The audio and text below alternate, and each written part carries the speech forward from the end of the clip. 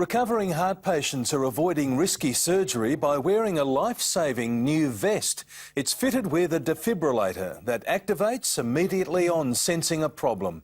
Health reporter Karen O'Sullivan met one of the first Victorians to test the device at the Epworth Hospital. 42-year-old Shane Anwell is among the first Australians to be fitted with the life vest after he suffered a serious heart problem. I think I looked at it that it was like an insurance, a security device, so that if something did happen I had it on that it could treat me. He wore the vest with its own built-in defibrillator for 3 months, the most dangerous period for recovering heart patients. The circular metal plates monitor the heart rate, and if abnormal rhythms are detected, a shock is delivered to the patient through the back pads. If the patient has a dangerous rhythm, then the device certainly can be life-saving. The father of 3 wore his protective vest and control unit day and night, and his son was convinced it gave his dad superpowers. My youngest son, my 6-year-old, is into Buzz Lightyear, so he thought it was my jetpack. The life vest is only new in Australia and not yet funded through our public or private health systems. However, it is widely used in the US and Europe, where it is saving lives. Shane's heart has recovered well enough for him to discard the vest. Importantly, by wearing it, he avoided the need to have a defibrillator surgically implanted. We do see patients who get defibrillators and who subsequently have recovered their heart function and in retrospect didn't necessarily need the device. The cost for the heart vest over 3 months is about $11,000. Karen O'Sullivan, 7 News. It's a health problem that will affect nearly every man at some point in their lives, prostate enlargement. But now a new laser treatment is being used, and that's reducing trauma, speeding up recovery times and causing fewer complications. David Morris is often tired and sometimes cranky, and so is his wife Lynn. And you do become cross with each other, yes, and your patience is definitely less. Every night David spends almost as much time making trips to the loo as he does sleeping. It's a story that will sound familiar to sufferers of prostate problems and their partners right across the country, but there's hope. After 3 years or 4 years of broken sleep, it's going to be a big change. The problems start when the prostate, usually about the size of a walnut, becomes enlarged. That places pressure on the bladder, creating the urge to urinate, and narrows the top of the urethra, which restricts the flow. The new laser, called the Pulse 120, blasts the abnormal tissue compressing the outside of the prostate, sealing it as it cuts. It's far less traumatic, there's less bleeding, less pain, quicker recovery. David's one of the first to undergo the procedure, but it's expected to revolutionise prostate surgery and eventually help hundreds of thousands of Australian men. Without surgery, some sufferers will end up with blocked bladders and serious kidney problems. Dr Raji Kuna from St Vincent's Private Hospital, Sydney, says this quick and relatively painless procedure will become increasingly accessible. For patients, it is a game changer. It's important for, I think, patients to just be made aware of it. Layla McKinnon. Great Lakes residents needing dialysis can now have treatment a little closer to home. Locals will no longer need to travel to Taree, with a brand new unit opened at Foster Private Hospital. It's a new 6-chair renal dialysis unit, but there's one major difference. This one is in Foster, not Taree. It means local residents will now be able to seek the treatment they need closer to home. Instead of that hour each day, we've got that hour at home now. It's because it only takes us 10 minutes to get here. Yes, oh, it's wonderful, absolutely wonderful. Janice and Alec both receive dialysis treatment 3 times a week. And after dialysis, you just don't feel like doing anything. And more or less washed out like a rag. The new public unit is a partnership between Hunter New England Health, Pulse Health and the Cape Hawke Health Association. We old fogies on the hospital board can actually get things done from time to time. The community were going to get a facility for renal dialysis, and people didn't have to travel to Taree. We were absolutely delighted to cooperate. The number of locals needing dialysis treatment is growing, making the new unit imperative. Currently at the moment we have 40 patients dialysing in centre, or basically in centre or satellite, and we also have 20 plus patients at home that dialyse themselves. Something a lot of those patients will cherish, knowing they now have a facility at their doorstep. A big Christmas present. Yes. Letitia Wallace, Prime 7 News. 2 new state-of-the-art cryo tanks used to freeze a wide range of biological material have opened in Sydney.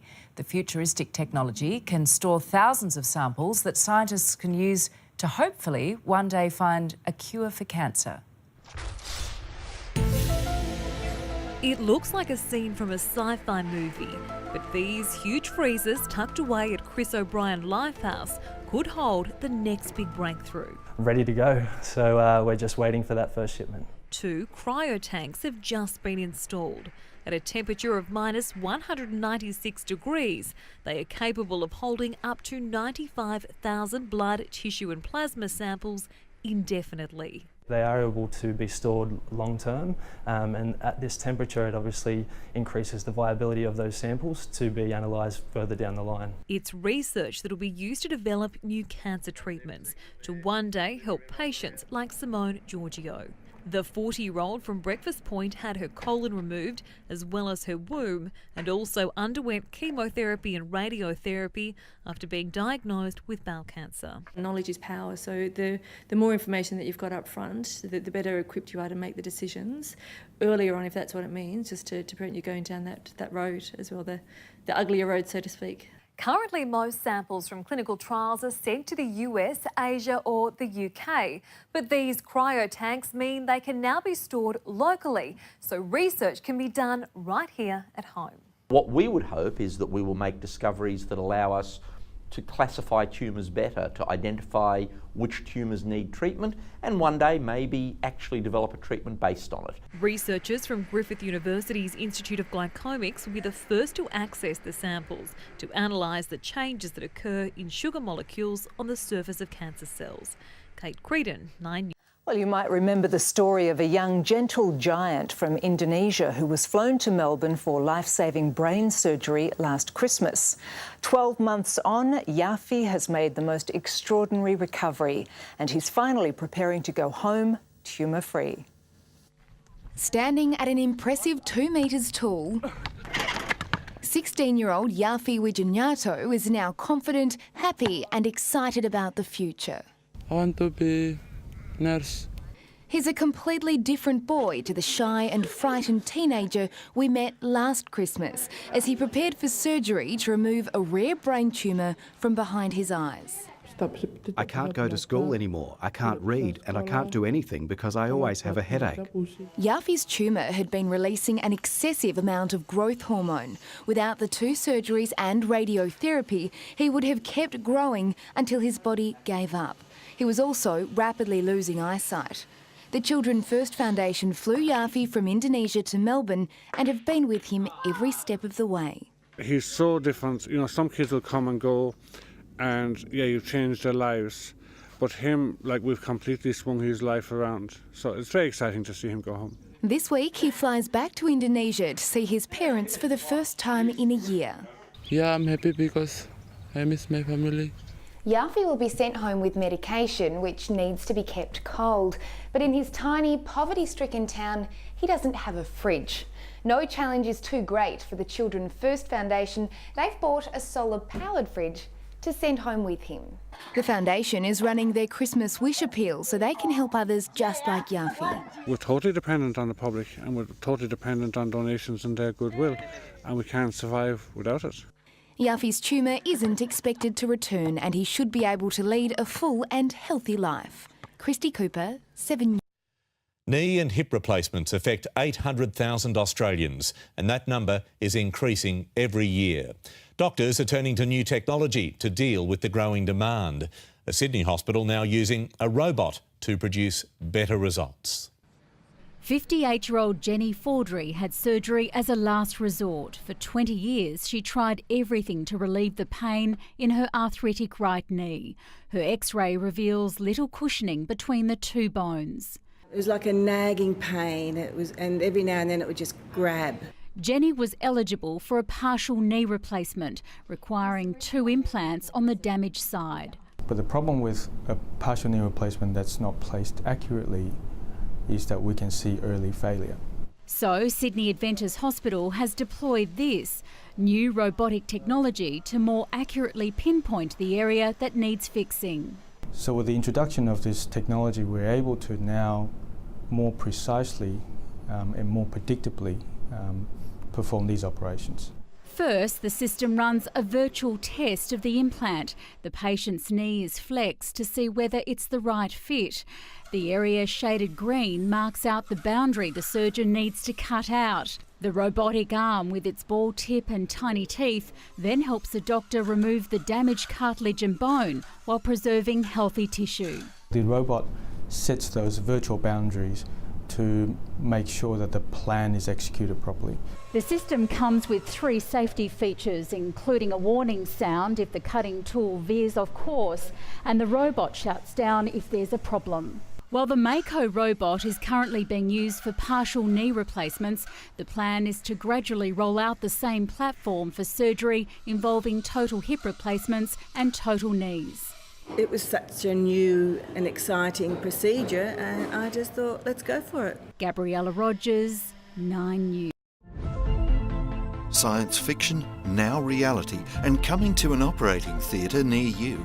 You'll find it hard to believe the surgical tricks performed by this weird-looking machine. But first, meet one very happy patient, Mark Jenkins, after his op was over. So ecstatic. Yeah, I'm pretty wrapped in the whole thing. 19 hours, ordeal, marathon. Hey, I don't know. Mark was, of course, asleep, while his surgeon, Dr. Scott Leslie, of the new Chris O'Brien Lifehouse Cancer Hospital, worked away inside his body. The new bladder that I've created for him has a function that will be very similar to his native bladder. It's called Da Vinci Xi, and it's a medical robot with 4 arms, all remotely controlled. At over $4 million, that sounds like a big spend, but it's what this machine can do that makes it worth every cent. It can go into tiny cavities in the body with great precision, where human hands simply can't compete. And that has given our surgeons a wonderful opportunity to provide cutting-edge technology, so they're able to get out of hospital quicker, they have minimal pain afterwards, and they're able to return to their normal activity levels in a very short period of time. Now, Mark is a truckie and a family man. His cancer of the bladder demanded the trickiest of ops to separate the old bladder from the tangle of nerves and blood vessels and the prostate gland and remove it. Then to make him a new one called a neo-bladder. The Da Vinci's genius is that it can do all the surgery, even making that new bladder inside him, just using the 4 tiny keyholes in his abdomen that the robotic arms go into. Oh, it's new age. It's great, and it's great that Australia has, I don't know, the upper leg on it. All right, that looks great. I love all these tiny incisions which we can do with the robot. Here's how it's done. The top 2 robot arms cut off a couple of feet of his bowel and reconnect the ends. There's a full theatre team on hand, but the surgeon is sitting metres away at a special console, operating those arms, looking at it all via 3D cameras. His hand movements then manoeuvre the arms to pass the piece removed to the bottom 2 robot arms for the next stage. And then reshaping or reconfiguring it into a sphere or reservoir, which then becomes Mark's new bladder. That then has to be attached to the kidneys from above and the urethra from below. And then essentially we're internalising all his plumbing, so he doesn't have to have a bag on the abdomen. Makes it sound simple, but Dr. Leslie trained for 2 years in the US to master these robotic controls. Da Vinci's designers are so proud of the precision of their robot, they demonstrate how it can sew the skin back onto a grape perfectly. Now try and do that at home. And there's all little arms that come out and poke you and stitch you and whatever else. Mark is one of the very first to go under the robot's scalpel at the Chris O'Brien Lifehouse Cancer Hospital. And it's the first in the Southern Hemisphere to get this new version of Da Vinci, which will probably be working flat chat from now on, as the queues for bladder, prostate and kidney surgery are long. But in years to come, these arms will be popping up everywhere, working their magic. And it's amazing. All keyhole, all robotics, and 10 days after, I'm pretty chipper. They must be pretty clever arms. Yeah. Whoever the designer, I really owe them a beer.